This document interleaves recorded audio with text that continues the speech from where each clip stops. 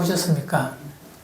우리 어르신들은 뭔지 모르는 것 같은데 요즘에 이리 좀 사람 많이 다니는 곳에 가면 이 조그마한 부스에 카메라가 있어가지고 사진을 찍어요. 온갖 모욕을 하면서 그것을 인생 네컷, 자기 인생 이 순간 남기고 싶다는 의미에서 사진을 찍는 일들을 젊은 친구들이 많이 하는데 저기도 하나 찍어놨네 지금. 그죠? 지난주에 청년들 다녀오더만은 또 자기들 오늘 특송한다고 붙여놨어요. 저걸 인생 내 것이라고 해요. 저거 찍을 때마다 저는 느낍니다. 하나님, 우리의 마음을 찍는 사진기 있으면 참 좋겠습니다. 그런 느낌이 있어요. 저는 겉만 찍잖아요. 우리 속을 찍을 수 있는 사진기 있으면 참 좋겠다. 내 마음을 보여줄 수 있는 사진 말입니다. 그런데 말씀을 통해서 우리 인생을, 내 마음을 프린트하는 것이 있습니다. 내 마음을 출력해내는 것이 있어요. 그것이 뭐냐 하니까 우리의 말입니다. 입의 표현입니다. 누가복음 6장 45절에 이런 말씀이 있어요. 읽어드릴게요. 선한 사람은 마음에 쌓은 선에서 선을 내고 악한 자는 그 쌓은 악에서 악을 내나니 이는 마음에 가득한 것을 입으로 말함이라. 마음에 가득한 것이 입으로 나온다는 것입니다. 입은 그래서 어쩌면 내 마음에 이 현상된, 프린트된 그런 모습일 수가 있다는 것입니다. 오늘 이 마음을 이야기할 거예요. 우리의 마음과 다르게 입에 말이 나올 수도 있지만, 하지만 큰 긴 인생의 안목에서 보면 우리의 말은 우리의 마음의 표현이 분명합니다. 그래서 이 마음이 너무 중요한 거예요. 이 마음을 우리가 잘 지켜낸다.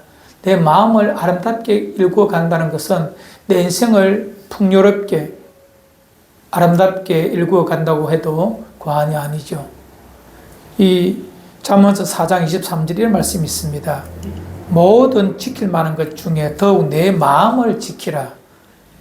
생명의 권한이 이에서 남이니라. 우리의 마음은 뭐라고요? 생명의 권한. 내 삶이 아름답게 생명력 풍성한 삶으로 일구어져 가기 위해서는 내 마음을 지켜내야 된다는 것입니다. 지킨다는 말은 뒤에도 설명하겠지만 내 마음이 정확하게 속해야 될 때 속하고 들어오지 못하게 해야 될 것들, 방어해야 될 것들에 대해서만큼은 철저하게 경계 서서 방어하는 것을 말합니다. 그만큼 생명은 중요합니다. 이 마음이 중요합니다. 마음이 무너지면 내 생명, 내 생애 자체가 무너지기 때문에 그렇습니다. 오늘 함께 말씀을 통하여 내 마음을 지켜내는 법 함께 찾아보기를 원합니다. 우리는 종종 이 말씀을 보고 읽을 때에 어떤 분이 물어요. 목사님, 왜 우리나라의 역사도 아닌 이 이스라엘 히브리 민족의 역사를 우리가 알아야 됩니까? 라고 구약성경을 읽을 때마다 이렇게 질문하는 분이 계십니다. 우리가 우리의 조상이라면 연구해 볼 필요도 있지만 이것은 우리와 혈연적 관계가 참 먼 저 이스라엘 유대인들, 히브리인들의 역사를 우리가 왜 읽어야 됩니까? 알아야 됩니까? 라고 반문을 합니다. 하지만 하나님은 이 땅을 구원하시기 위하여서 이 유대인이라는 민족을 택하여서 하나님의 구원의 역사를 가르쳐주고 싶어 하는 것입니다. 우리가 이스라엘 역사는 알 필요 없어요. 하지만 이스라엘의 역사 중에 세속사는 우리가 알 필요 없지만 하나님께서 이 땅을 구원하시기 위하여서 구원의 역사, 구속사라고 하는데 이것을 이스라엘 역사 속에 하나님께서 담아서 우리에게 보여주셨습니다. 그래서 우리가 세속의 이스라엘 역사는 알 필요 없지만 인간과 나의 구원을 위한 구원의 역사, 구속사로서의 성경에 기록된 이스라엘 역사는 알아야만이 하나님이 어떤 분이시고 우리를 어떻게 사랑하시는 줄 알 수 있기 때문에 성경에 기록한 하나님의 구원의 역사, 세속사 아닌 구속사, 구원의 역사는 우리가 성경을 통하여 알아야 됩니다. 하나님께서 이 유대인들을 당신의 구원의 도구로 썼을 때 그들이 타오르스가 아닙니다. 성경에도 기록하고 있지만 그들은 작은 민족입니다. 연약한 민족이요. 또한 기질상 목이 곧은 백성입니다. 교만한 자들입니다.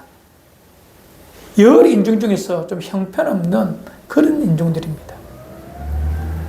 수메르 문화 속에 아주 뛰어난 인종도 있고 히타이트 민족 중에 아주 뛰어난 민족도 많이 있었고 고대사에. 하지만 그들 바라보지 않고 이 히브리 민족은 가장 작은 민족들이에요. 목이 곧은 백성이에요. 근데 왜 그들을 사용하셨는가? 하나님은 이런 형편없는 이런 악한 것을 통하여서라도 하나님의 사랑과 긍휼을 가지고 이 피조세계를 구원할 수 있는 하나님이심을 보여주기 위해서 형편없는 것을 들어서 아름답게 사용하신 것이 하나님의 구원의 역사입니다. 그것이 이스라엘 민족인데, 유대인들인데, 이 민족을 이해하기 위해서 또 구약 성경을 이해하기 위해서 꼭 알아야 될 한 인물이 있으니 바로 다윗이라는 인물입니다. 이 다윗을 이해하면 하나님께서 왜 이스라엘 민족을 사용하셨는지, 구원의 역사 속에 이스라엘 민족이 왜 필요한지에 대한 것들을 어느 정도 알 수가 있습니다. 지금 현 이스라엘, 시끄러운 나라죠. 그 이스라엘의 이 국기를 보면 국기 가운데에 별이 있어요. 그 별을 다윗의 별이라고 합니다. 이처럼 이스라엘 민족에게 다윗은 상징적인 존재예요. 그리고 그들은 늘 꿈꾸고 있습니다. 그들의 메시아는 다윗의 자손 속에서 반드시 오게 되어 있다. 왜? 성경의 약속이고 또 그들은 그들 마음속에 그렇게 굳게 믿고 있어요. 예수님은 다윗의 자손으로 오셨는데 현 유대인들이 믿지 못하지만, 눈이 어두워서 귀가 가려워서 듣지 못하지만, 그러나 분명 다윗의 자손 예수 그리스도가 메시아로 이 땅에 오셨음을 우리가 믿고 알고 있습니다. 이처럼 구약 성경에서도 다윗은 중요한 인물이요, 이스라엘 역사 속에서 빼놓을 수 없는 사람이 바로 이 다윗입니다. 다윗을 이해한다는 것은 다윗의 마음을 이해하는 것입니다. 성경이 다윗에 대하여 이렇게 기록되고 있습니다. 꼭 알아야 될 인물이기 때문에 오늘 몇 주간에 걸쳐서 다윗의 마음을 통하여 예수님을 믿고 있는 우리의 마음이 어때야 됨을 확인해 보고 그것을 믿음의 거울로 삼았으면 참 좋겠습니다. 성경 하나 봅시다. 사도행전 13장 21절로 22절입니다.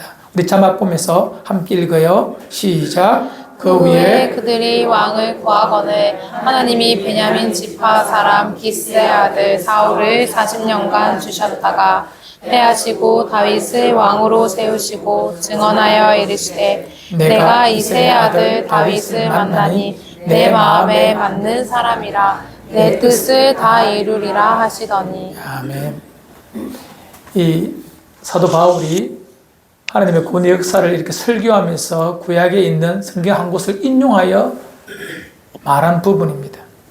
하나님께서 이스라엘 백성의 왕을 세우실 때에 사울 왕은, 즉 기스의 아들 베냐민 지파 사울 왕은 40년간 통치하시다가 하셨다가 패하시고 다른 왕을 세우셨는데, 그 왕의 이름이 다윗인데, 이 다윗이 어떤 사람이냐라고 보면 내 마음에 맞는 사람이라, 내 뜻을 다 내 뜻을, 하나님 뜻을 다 이루게 할 만한 그런 인물이다, 이렇게 말하면서 내 마음에 맞는 사람, 이런 독특한 표현을 씁니다. 이 부분은 구약 사무엘상 13장 14절에 있는 말씀을 그대로 인용해서 하신 말씀 읽어드리죠.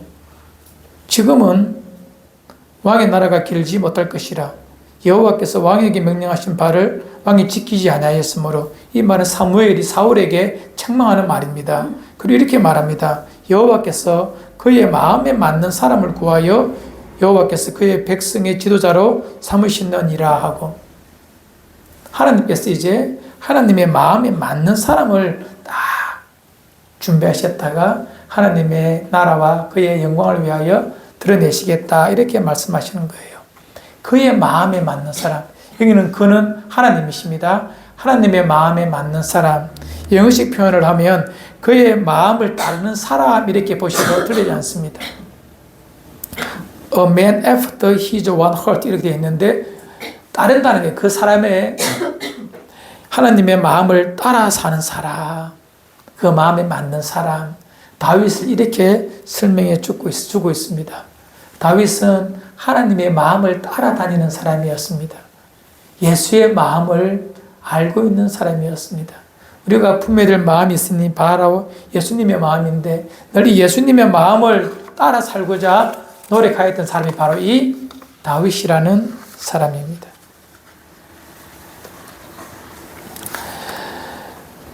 다윗이 바랬던 것은 늘 그 마음이 하나님이 기뻐하는 것이 무엇인지, 그 마음을 가지고 살고 싶었습니다.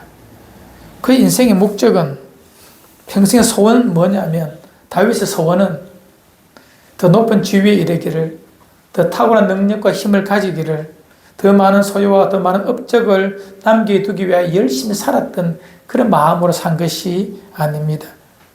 그의 마음에 목적이 있다면 주님의 마음을 따라서 그 주님의 마음을 흉내내며, 마음이요? 흉내내며 주님의 마음을 따라 살고자 했던 그 마음이 다윗의 일생의 마음이었습니다. 오늘 성경 그 부분을 말해주고 있습니다. 하나님께서 이 다윗을 어떻게 택하셨는가? 다윗의 이 마음을 알았기 때문에 다윗을 택하신 것입니다.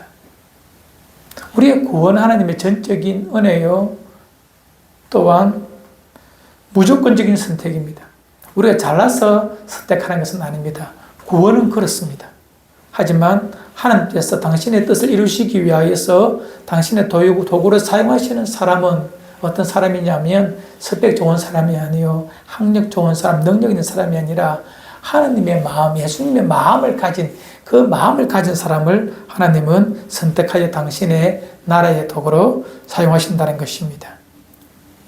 다윗은 베들레헴이라는 이 동네에서 태어났습니다. 잘 아시죠? 베들레헴. 예수님도 거기서 태어나죠. 왜? 다윗의 자손이기 때문에 거기서 태어나야 돼요. 이 베들레헴은 성경을 많이 보신 분들은 구약 성경에서 베들레헴은 잘 나타나지 않아요. 또한 예수님의 탄생한, 다윗이 탄생한 베들레헴은 아주 작은 동네입니다. 성경에, 구약 성경에 등장하는 베들레헴은 오히려 큰 성이 하나 있는데 어디냐면 저 북쪽 갈릴리 서쪽에 보면 베들레헴이라는 동네가 따로 있어요. 그것은 구약시대에 아주 큰 동네예요. 하지만 예수님 태어난 곳은 그곳이 아니라 유다 지파 저 남쪽에 있는 예루살렘 근처에 있는 아주 조그마한 이 동네가 베들레헴인데, 그래서 그 동네를 위에 있는 도시 베들레헴과 구별하기 위하여 남쪽에 있는 베들레헴을 설명할 때는 유다 베들레헴 혹은 이렇게 말하죠. 베들레헴 에브라다 이렇게 말하면서 그 특정을 지어줍니다. 이거는 위에 있는 베들레헴과 다른 동네다, 작은 동네다 이렇게 말해주기 위해서요. 예수님 아주 작은 그 베들레헴 에브라다 유다 지파에 있는 그 조그마한 베들레헴에서 태어난 것처럼 이 다윗도 거기서 태어납니다. 우리말로 하면 다윗은 시골 촌뜨기다, 촌놈이다 이렇게 말합니다. 그리고 그는 팔남매 중에 막내로 태어났습니다. 아들 많은 집에 막내는 그냥 집에서 부리는 종과 다를 바 없는 그런 느낌입니다. 그래서 아니나 다를까 하나님께서 사울을 폐하시고 다른 왕을 세우시기 위하여서 말씀을 주셨고, 사무엘은 그 말씀을 따라 이새의 집에 와서 하나님 음성을 따라 왕을 세우기 위하여 아들을 만납니다. 사울이 살아있을 때라서 만일에 알면 아무리 선지자라도 왕의 칼이 위험을 느끼기 때문에 제사 지내러 간다라고 이렇게 말하면서 위장해서 이 이새의 동네 베들레헴에 갑니다.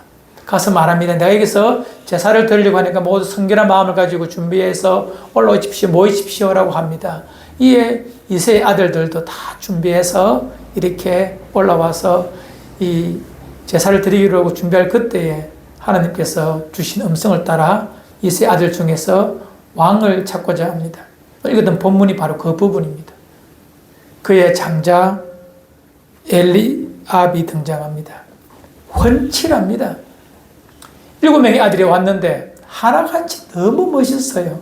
이 이세란, 이 베들레헴, 이 할아버지가, 이 어른이 자녀 교육을 잘 시켰던 모양입니다. 하나같이 아들들이 너무 잘났습니다. 사무엘에 봐도 하나님 맞네요. 참 멋있는 소년들입니다. 라고 딱 보고 있는데 하나님은 하나하나 no, 아니다, 아니다라고 말합니다. 하나님은 이렇게 말씀하시죠. 그의 용모와 키를 보지 마라. 나는 그를 버렸노라. 내가 보는 것은 사람과 같지 않다. 외모를 보지 않는다라고 말합니다. 하나님의 마음을 가지고 사는 사람을 보고 싶다는 것입니다. 스펙을 보지 않는다는 것입니다. 우리말로 하면. 세상은 스펙을 봅니다. 그의 학력을 보고 그의 학벌을 보고 그의 능력과 경험을 봅니다. 물론 그것이 필요 없는 것은 아니지만 하나님께는 그거는 하나님의 판단의 기준이 될 수가 없습니다. 하나님의 마음을 따라 살고자 하는 사람. 그래서 하나님은 그 유명한 길갈도 아니에요. 세겜도 아니에요. 길갈과 세겜은 구약의 아주 중요한 동네들이거든요. 신령한 동네요. 많은 인물들이 있는 동네가 그런 곳입니다. 저 가난한 저 촌뜨기 베들레헴에 가서 사람을 지금 찾고자 하는 것입니다. 하나님은 이미 한 사람을 보아두었습니다. 16장 1절 읽진 않았지만 이런 말씀이 있죠. 제일 끝에 보니까 내가 너를 베들레헴 사람 이새에게 보내리니 이는 내가 그 아들 중에서 한 왕을 보았느니라 하시니라. 이미 하나님은 보고 계셨답니다. 하나님은 보았답니다. 하나님은 인간과 다르지 않습니까? 하나님의 선택의 기준은 판단은 정확합니다. 늘 보고 계십니다. 그리고 사용하십니다. 예수님께서 12제자들을 택할 때도 동일합니다. 예수님 12제자 부를 때에 광고를 붙여가지고 제자 구함 뭐 이렇게 했습니까? 모집한다 이렇게 했습니까? 아니죠. 걸어가시다가 늘 보았던 갈릴리 호숫가에서 물고기 잡는 시몬과 시몬 베드로와 그 형제 안드레를 보시고 하나님은 부르십니다. 주님은 부르십니다. 또 길가에서 세관에 앉아있는 이 레위 마태를 보고 부르십니다. 보았다는 것이 뭡니까? 그냥 본 것이 아니라 오랫동안 지켜보았다는 것입니다. 그의 삶을 유심히 들여다보고 계셨다는 것입니다. 그 마음이 어떠한지. 여러분, 인생은 온전한 자가 어디 있겠습니까? 하나님 앞에 거룩하고 흠없는 자가 어디 있겠습니까? 다 흠이 있지요. 다 흠이 있습니다. 흠 없는 자 없습니다. 그래서 하나님 앞에 내세울 인생은 없습니다. 그래 하나님께서 보시는 것은 그의 윤리의 탁월성을 보는 것이 아닙니다. 그 마음이 어떠한가를 하나님 늘 보고자 하시는 것입니다. 예수 믿는 우리 속에 하나님의 나라에 대한 갈급한 심령이 있는지, 부족하지만 하나님과의 올바른 관계를 위하여 하나님의 의를 위하여 늘 목말라 하고 있는지, 하나님의 그 아름다운 관계를 위하여, 그것이 의라는 단어는 하나님 우리의 관계를 뜻하는 단어입니다. 그 의를 위하여서 핍박마저도 감수하며 사는 그런 마음이 있는지, 그런 마음을 가진 자들을 주님은 알고 찾고 보시고 부르셔서 그의 제자로 삼으신 것입니다. 다시 다윗으로 갑시다. 7명의 아들 다 지나가도 하나님께서 예스란 말씀을 안 하십니다. 이에 답답함을 느낀 사무엘이 묻죠. 아들 이거밖에 없나? 아닙니다. 그 막내가 있는데 아직 애입니다. 그래서 종들과 함께 저 들판에 지금 양치고 있습니다. 라고 말합니다. 지금 다윗은 뭘 하고 있습니까? 자기 왕을 준비하는 하나님의 크신 이 하나님의 선택의 순간에 다윗은 베들레헴 들판에서 양을 키우고 있습니다. 수금을 치며 자신의 마음을 달랠 수도 있죠. 왜 아버지는 나를 이곳에 보내셨을까라는 불편한 마음을 가지고 수금을 치며, 아니면 하나님께서 만드신 아름다움을 보며 찬양하며 수금을 칠 수도 있겠지요. 아니면 양 한 놈이 안 보여서 그 놈 찾는다고 정신없이 들판을 뛰어다닐 수도 있을 것입니다. 아니면 곰이 와서 양 한 마리 물고 왔는데 그 곰 잡으려고 지금 짝대기 들고 물매 들고 쫓아가는 그런 모습일 수도 있습니다. 뭘 하고 있는지 몰라요. 하지만 중요한 것은 들판에서 아버지가 내게 주신 맹하신 그 일을 성실한 마음으로 하고 있다는 것입니다. 하나님은 그런 마음을 원하신다는 거예요. 겉멋에 무슨 하나 할까 싶어서 씻어 옷 입고 준비해서 사무엘 앞에 가는 그런 사람 말고, 내가 맡아야 될 그 일 묵묵히 들판에서 빈들에서 준비하며 살아가고 있는 그 마음, 하나님 그 마음을 보셨다는 것입니다. 그 마음이 하나님 마음에 맞는 그런 마음이라고 우리에게 말해주고 있습니다. 여러분, 인생의 눈은, 사람의 눈은요, 결과를 봅니다. 현상을 봅니다. 그리고 그것을 가지고 그 사람의 삶을 평가합니다. 하지만 인간의 눈이 얼마나 잘못된 줄 아십니까? 삐뚤어진 줄 아십니까? 엉터리인 줄 아십니까? 사람의 평가는 고작 그 정도밖에 되지 않습니다. 하지만 우리의 전부를 아시는, 시간과 공간을 만드시고 창조하시고 당신의 뜻 가운데 임의대로 주관하시는 그분이 바라보는 인생에 대한 평가는 정확합니다. 절대 틀리지 않습니다.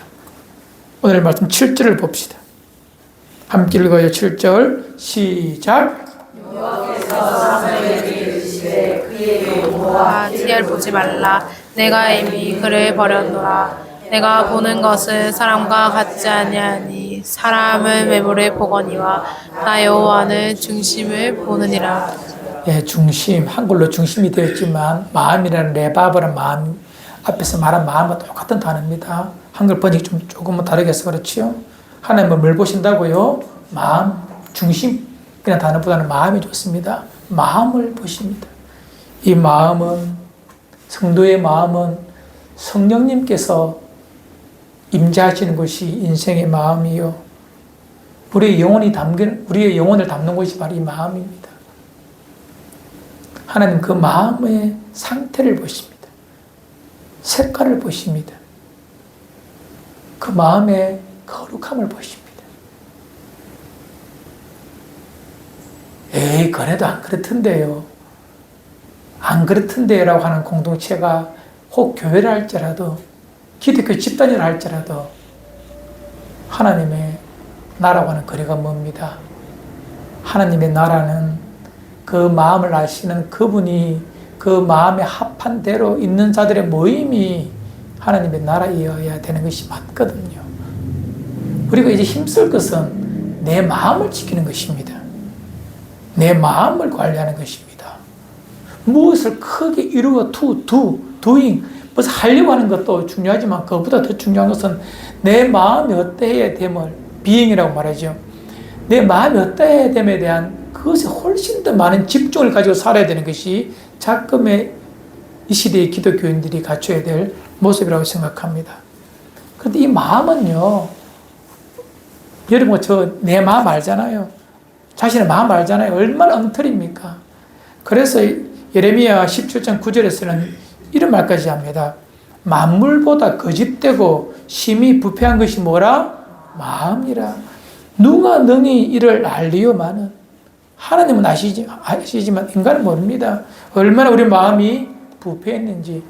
나는 솔직히 그렇잖아. 여러분 자신 스스로 물어보세요. 내 마음이 얼마나 더러운지 부패했는지, 치유가 안 되는 참 수많은 인생인지. 그만큼 마음은 부패했습니다. 이 마음을 새롭게 한다는 것은 인간의 노력으로는 안 됩니다. 우리 마음에 새로운 주인이 오셔서 그 마음을 새롭게 할 때만 그 마음이 새로워질 수 있는 출발점, 가능성이 시작됩니다. 성도 여러분, 여러분의 마음의 주인이 누구십니까? 성령 하나님이십니다. 그 마음이 내게, 그분의 통치가 내 마음에서 이루어지고 그 거룩함을 추구하시는 성령님의 이끄심을 따라 내 마음이 확정될 때부터 우리의 마음은 이 부패함에서, 거짓됨에서 회복되고 새롭게 될 수 있는 가능성이 시작됩니다. 읽었던 잠언서 4장 23절에 이런 말씀도 읽었죠. 아까 모든 지킬 만한 것 중에 더욱 내 마음을 지키라. 생명의 권한은 이에서 남이니라. 우리가 힘써 싸워야 될 것이 뭐냐면 바로 내 마음을 성령님께 묶어드리기 위하여 날마다 노력하며 살아야 합니다. 젊은이들에게 마음 지키는 법을 가르치는 것이 아니라 어떻게 하면 스펙과 능력을 가질 수 있을까라고 가르치는 곳이 많아요. 교회마저도, 교회 공동체마저도, 교회의 리더들마저도 말입니다. 아닙니다. 우리가 꼭 가져야 될, 힘써야 될 것, 추구해야 될 것은 우리의 마음입니다.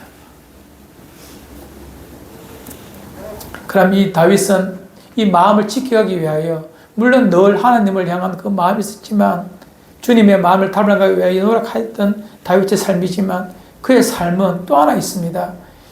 읽지 않았지만 16장 13절에 이런 말씀이 있습니다. 읽어드리죠. 사무엘이 기름 뿔병을 가져다가 그의 형제 중에서 그에게 다윗에게 부었더니 이날 이후로 다윗이 여호와의 영에 크게 감동되니라 라고 되어 있습니다. 이제 그가 하나님 은혜 가운데 기름 부음을 받고 난 다음부터 그가 성령의 충만함을 가지고 삽니다. 더욱더 그리스도의 영이 그의 마음의 주인이 되어서 주님이 기뻐하는 마음, 주님의 마음에 맞는 자로 살아갑니다. 일생 그의 삶의 목적은 선명하고 분명했습니다. 왕되는 것 아니었습니다. 그가 왕되는 것에 집중했다면 수없이 그가 왕되었을 기회가 주어졌을 때에 선왕 사울을 죽이고 왕이 될 수 있었습니다. 하지만 그의 마음은 왕되는 것이 아닙니다. 힘 있는 자가 되는 것이 아닙니다. 뭐죠? 이 순간 하나님의 마음을 가지고 그 일을 바라보고 그 일을 선택하고 결단하는 것이었습니다. 하나님은 그 마음이 좋다는 거예요. 그 마음이 주님의 마음에 든다는 거예요. 그런 다윗이 일생 살다가 마음을 놓을 때가 있었죠. 잘 알죠? 그가 왕되고 난 다음에 해서는 안 되는 끔찍한 짓을 저지릅니다. 그도 인간이라 그의 마음을 지키지 못하고 음행하고 그 음행한 여자를 잉태하자 그것을 지키고 합법화시키기 위하여서 그의 남편 이 군대에서 전쟁 중에 교묘하게 죽이는 참 어처구니 없는 죄를 짓습니다. 그의 마음을 지키지 못하고 뺏긴 거예요. 그때 그가 어떻게 기도한 줄 아십니까? 선지자가 나단에 와서 그를 책망할 때에 그의 기도의 내용이 있잖아요. 나를 주 앞에서 쫓아내지 마시며 주의 성령을 내게서 거두지 마소서. 그의 마음에 성령께서 떠나 내 마음이 하나님의 마음이 되지 않고 세상의 마음이 될까봐 두려워했던 그의 마음. 하나님은 이 마음을 좋아하신 거예요. 죄 짓지 않으면 좋겠지만 인간은 마음 다 지키지 못합니다. 부패했기 때문에, 온전할 수 없기 때문에. 그러나 그 부패한 10년 가운데에도 꼭 붙잡았던 것 다시 회복시키셔서 내 마음의 주인 되어주시고 내 마음 다시 주님의 마음을 닮아가기를 원합니다라고 회복할 수 있는 이 마음의 간절한 원함, 의를 사모하는 마음, 그분과의 관계를 회복하고 싶은 마음, 하나님은 이 마음을 좋게 여기신 거예요.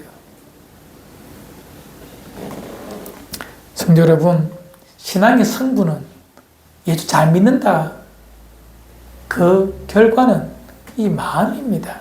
얼마나 마음을 잘 지켜내었느냐를 가지고 말하는 거예요. 그가 목사가 되었다고, 그건 아주 작은 부분입니다.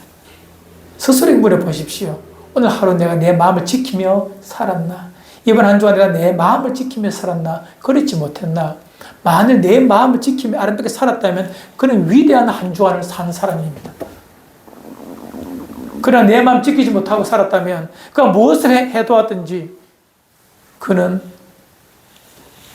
아름답지 못한, 어쩌면 참 비참한 삶을 살았다고 말해도 틀리지 않습니다. 그리스도인에게 위대한 삶이란 그 마음을 지켜내며 산 사람은 아름답고 위대한 삶을 살았다고 볼 수가 있습니다. 세상을 보는 눈은 가치관은 크게 두 가지입니다. 하나님 없는 자들에게 세상은 자연적 세계관, 유물론적 세계관 그것뿐입니다. 하지만 하나님을 아는 자들에게 새로운 세계관이 있습니다. 기독교적 세계관이라고 말하는데 이미 예수 그리스도 안에서 여러분과 저는 새로운 피조물입니다. 너무나 잘 아는 우리 고린도서 5장 17절 그런즉 누구든지 그리스도 안에 있으면 새로운 피조물이라. 이전 것은 지나가시니 보나 새 것이 되었도다. 우리는 새로운 피조물입니다. 예수 믿는 순간 우리는 이 땅에 있는 종족이 아니라 신인류 새로운 종족이에요. 이 피조세계에서. 이 피조세계의 새로운 종족은 새로운 가치관, 세계관을 가지고 살아가야 합니다. 왜? 이 땅에 유물론적, 자연적 세계관을 가지고 사는 것이 아니라 기독교적인 예수님으로 말미암아 새로운 심령으로 사는 새로운 사람이기에 새로운 세계관을 가지고 살아야 합니다. 그 세계관을 가지고 세상을 재해석해야 합니다. 세상의 가치가 아니라 기독교적인 세계관을 가지고 삶이 무엇인지, 인생이 무엇인지, 자녀가 무엇인지, 결혼이 무엇인지, 돈이 무엇인지를 말씀을 통하여 재해석하는 그런 실력을 갖추어야 우리는 건강한 기독교인이 될 수가 있는데요. 그런 관점에서 여러분, 인생의 위대함이 무엇입니까? 위대한 인생이 무엇입니까? 라고 물어보면 기독교적 세계관에서는 이렇게 말합니다. 오늘 그대로 내 마음을 지켜낸 자, 주님의 마음을 가지고 살려고 하루를 몸부림친 자, 이 사람을 위대한 인생이라 하나님께서 그를 존귀하다고 인정해 주는 것입니다. 하나님은 다윗에 이렇게 말하죠. 내 이름을 위대하게 만들어 주리라 라고 하나님은 다윗에게 약속해 주십니다. 세상이 위대한 게 아닙니다. 네 아름다운 이름을 내가 기억해 주겠다는 그런 말이겠죠. 여러분, 다윗이 이 마음을 가지고 왕이 안 되어도 상관없습니다. 그가 평생 베들레헴의 목동으로 살아도 그 이 마음을 가지고 살았다면 그는 위대한 인생이었을 것입니다.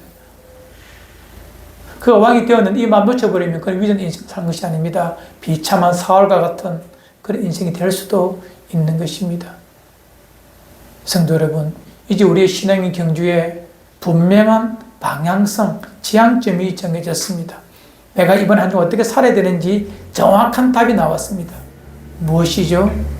주님의 마음을 가지고 그 마음을 가지고 하루를, 한 시간을, 한 주간을 살아내는 것, 이것이 신앙 경주의 선명한 지향점이요 방향성입니다.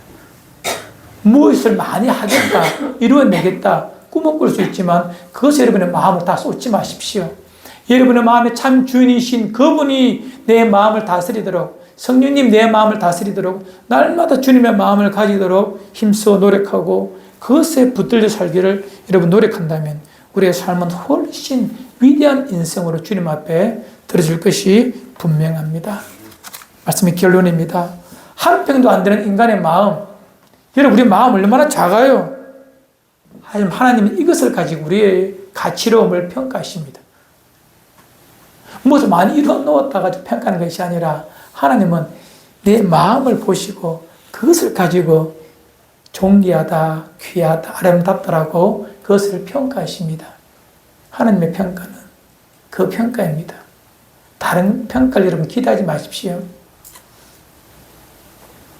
늘 주님의 마음처럼 주님의 마음을 흉내내면서 그렇게 주님의 마음을 따라 사는 것이 인생의 목표라면 참 아름다운 삶이요 위대한 삶이 아니겠습니까? 다윗 평생 베들레헴 목자로 살아도 상관없습니다. 늘 그랬듯이 아버지의 일이라서, 내 맡은 일이라서 베들레헴 광야에 가서 양을 키웁니다.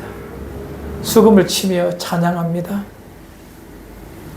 한 놈 안 보이면 열심히 찾아가서 데려옵니다. 왜? 그것이 주님 주신 아름다운 마음이거든. 그 대상이 처음에는 양이었지만 나중에는 이스라엘 백성 전체가 되지 않습니까? 사람이 되지 않습니까? 변함없습니다. 그 마음이 이 마음이거든요. 위대한 일, 큰 일 하려고 하지 말고 내 마음 지키는 일, 이 일이 여러분의 신앙의 경주의 목적이 된다면 참 위대한 삶을 살 것입니다. 하나님의 가치에서, 하나님 나라에서 위대함이라는 것은 바로 내 마음을 잘 지킨 사람, 그 아름다운 마음을 가지고 말하고 표현하고 살아가는 삶, 이것이 바로 위대한 인생입니다. 기독교 안에서, 말씀 안에서, 영원함 안에서 위대함이라는 것이 바로 이것입니다. 내 마음을 그리스도의 말씀 안에서 성령의 지배를 받으며 내 마음을 지켰느냐, 그렇지 못했느냐, 이것입니다. 이번 한 주는 이런 마음을 가지고 아름답게 살아가는 여러분과 저가 되기를 주의 이름으로 축원을 드립니다. 함께 기도합시다.